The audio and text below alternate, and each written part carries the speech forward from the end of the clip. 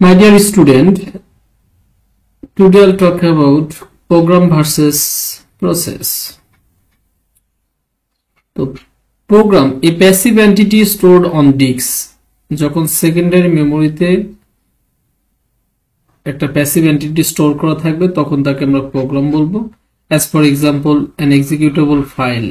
এই এক্সিকিউটেবল ফাইলটা হচ্ছে কি প্যাসিভ এন্টিটি, দ্যাটস ওয়াই এটা হচ্ছে একটা প্রোগ্রাম। তাহলে প্রসেস কি?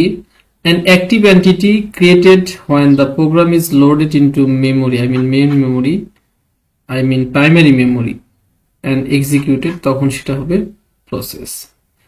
এই যে an executable ফাইল যে আমাদের স্টোর করা আছে ডিস্কে, এইটা যখন লোডারের সাহায্যে লোড করা হবে মেমোরিতে এবং এক্সিকিউট করা হবে তখন তাকে আমরা বলবো হচ্ছে প্রসেস, এবং প্রসেসটা হচ্ছে active entity. The program transitions to a process, তাহলে এই যে প্রোগ্রামটা প্রসেসে রূপান্তরিত হয় when execution begins, যখন এক্সিকিউশনটা শুরু হয় তখন একটা প্রোগ্রাম একটা প্রসেসে রূপান্তরিত হয়। আমরা একটা অ্যানালজি দেখি, এটা হচ্ছে program a recipe in a cookbook.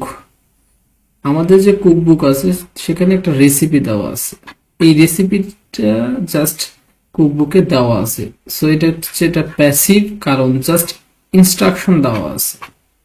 তাহলে যখন একটা কুকবুকে একটা রেসিপি দেওয়া থাকবে ওখানে শুধুমাত্র ইনস্ট্রাকশন দেওয়া থাকবে, সো এটা হচ্ছে একটা প্রোগ্রাম, কারণ a set of instruction is called program. তাই যখন শুধুমাত্র ইনস্ট্রাকশন থাকবে তখন সেটা হচ্ছে program. Process a chef actively cooking a dish using the recipe. এই যে কুকবুকে যে রেসিপিটা দেওয়া আছে, যখন একজন শেফ এই রেসিপিটা দেখে যখন অ্যাক্টিভলি হচ্ছে কুকিং এর কাজ করবে, ডিশ রান্নার কাজ শুরু করবে, তখন এইটা হচ্ছে প্রসেস। তাহলে এই প্রসেসটা হচ্ছে অ্যাক্টিভ, কারণ পারফর্মিং দ্য স্টেপ, যে স্টেপ বাই স্টেপ যে ইনস্ট্রাকশন দেওয়া আছে সেই ইনস্ট্রাকশন গুলো শেফ কি করছে, এক্সিকিউট করছে। দ্যাটস ওয়াই এখানে শেফ হচ্ছে যে কাজগুলো করছে এটা হচ্ছে প্রসেসের কাজ করছে, আর কুকবুকে যে রেসিপিটা দেওয়া আছে এটা হচ্ছে প্রোগ্রাম। অপারেটিং সিস্টেম এখানে কি হিসেবে কাজ করছে? The operating system is like a kitchen manager. এই যে কিচেন ম্যানেজার হিসেবে অপারেটিং সিস্টেম কাজ করছে, কারণ ensuring the chef has the ingredients, tools and time to cook without conflict.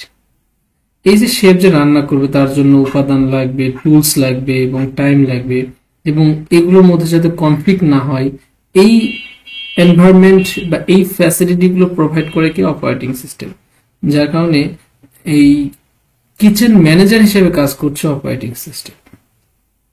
So এই অ্যানালজিটা আশা করি আপনারা বুঝতে পেরেছেন। So thank you for watching my video.